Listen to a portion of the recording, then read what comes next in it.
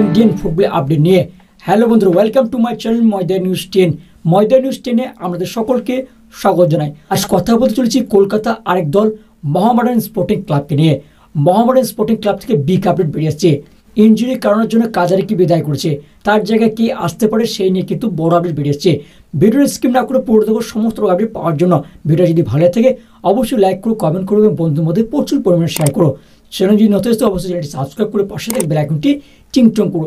Indian football, world football ও local ফুটবলে সমস্ত update সবার আগে পেতে চলো মধ্যে আছে বেশি কিছু কথা বাড়াচ্ছে না, সরাসরি মেন টপিকে বা মেইন আলোচনা দিই। এই মুহূর্তে যে আপডেট বেরিয়ে আসছে, মোহামেডান স্পোর্টিং ক্লাব ঘানার 28 বছর বয়সী ডিফেন্সিভ মিডফিল্ডার মোহাম্মদ কাদারি এসিএল চোটের জন্য এই মৌসুম থেকে ছিটকে গিয়েছেন।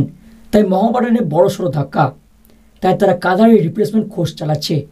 এই মৌসুমের জন্য টার্গেট করছে মোহনবাগান সুপার জায়ান্টসের পর্তুগিজ ডিফেন্ডার 33 বছর বয়সী নুনো রেসকে টার্গেট করেছে মোহামেডান স্পোর্টিং ক্লাব।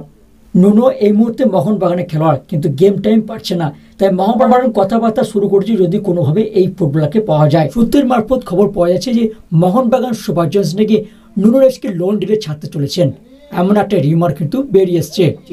যে কোনো মুহূর্তে ডিডলাইন কিন্তু আপডেট বেরিয়ে আসতে পারে, কিন্তু ধোঁয়াশার মধ্যে রয়েছে সবকিছু বিষয়। তবে দেখার বিষয় জানুয়ারি ট্রান্সফার নুনো রেসকে কি ছেড়ে দেবে মোহনবাগান সুপার জায়ান্টস, সেই নিয়ে এখনো কোনো আপডেট কিন্তু বেরিয়ে আসেনি। বেরিয়ে এলে অবশ্যই তোমাদের শেয়ার করবো। 10 নিউজ আপডেট এইটুকু থাক, পরবর্তী আমি বেরিয়ে এলে অবশ্যই তোমাদের শেয়ার করবো। তো ভিডিও এখানে শেষ করছি, দেখা হবে পরের ফিরে। ততক্ষণ জন্য ভালো থাকবেন, সুস্থ থাকবেন, টাটা।